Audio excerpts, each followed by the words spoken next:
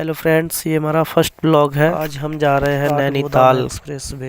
ये लखनऊ चारबाग से चलती है 11:30 बजे सुबह। 8 साढ़े 8 बजे हम पहुंच जाते हैं काठगोदाम से हम लेते हैं स्कूटी रेंट पर। और आप देख सकते हैं स्कूटी इसका रेंट हमें पड़ता है 500 रुपये पर डे, जो कि हम लेके अब चल इसको लेके हम निकल जाते हैं नैनीताल की तरफ और फिर लेते हैं नैनीताल के मजे मजे मजे मजे।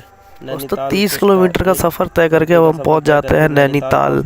वहां पहुंच के हम लेते हैं रूम का व्यू कुछ इस तरीके से देख सकते हैं। यहाँ पर थोड़ा सा रुक के रूम से फ्रेश होने के बाद हम निकल जाते हैं भीमताल के लिए। बहुत ही अच्छा रूम था, ठीक था।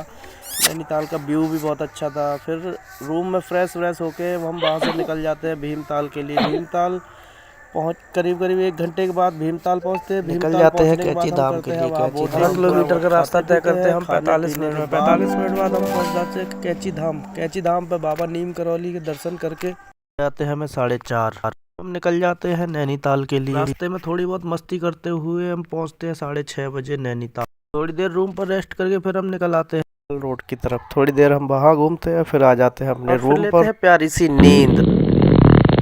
अगले दिन सुबह उठ के आते हैं, बाहर का व्यू देखते हैं, फिर होते हैं रेडी, आते हैं गाड़ी और निकल जाते हैं फिर घूमने के लिए। पहले करते हैं नाश्ता, फिर निकल जाते हैं हसीन वादियों में मुक्तेश्वर की तरफ। रास्ते में बहुत ही सुंदर पहाड़ दिख जाते हैं, फिर हम वहीं पर रील बनाने लगते हैं। 50 किलोमीटर पहाड़ों में गाड़ी चलाने के बाद हम पहुंच जाते हैं मुक्तेश्वर महाराज जी के मंदिर और वहां से दर्शन करके हम निकल आते हैं। नज़र घुमा के देखते हैं तो पता चलता है कि कहीं पहाड़ तो हो रहा है, तो हम भी निकल लेते हैं पहाड़ियों की तरफ। पहुंचने के बाद पता चलता है कि यहाँ तो बहुत ही खूबसूरत पहाड़ियाँ हैं। यहाँ पर ड्रोन से वीडियोग्राफी होती तो हम भी करवाते हैं अपनी एक वीडियो। दोस्तों आपको बता दें, सबसे अच्छा हमें यहीं पर लगा पूरे नैनीताल ट्रिप में। बहुत ही सुंदर जगह है, खूबसूरत। आप भी जाइए कभी तो आप यहाँ पर जरूर वीडियो बनवाइएगा। पूरे 3 घंटे हमने यहाँ पर बर्बाद किए। तो हमें यहीं पर 3 बज चुके थे और हमें वापस भी आना था काठगोदाम पर, जो कि हमें पड़ने वाला था 80 किलोमीटर। उसके बीच में हम एक वाटरफॉल भी गए थे जो हिडन था।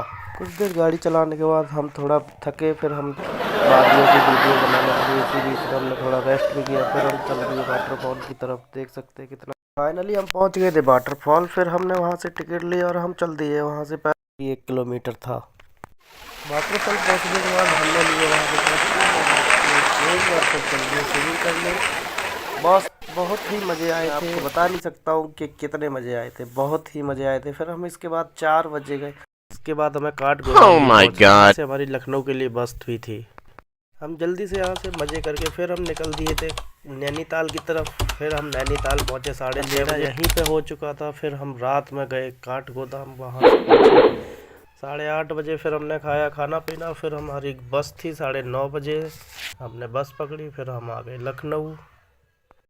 कैसा लगा हमारा नैनीताल का ट्रिप का वीडियो कमेंट में बताएं। लाइक करें, कमेंट करें, शेयर करें। Thank you for watching.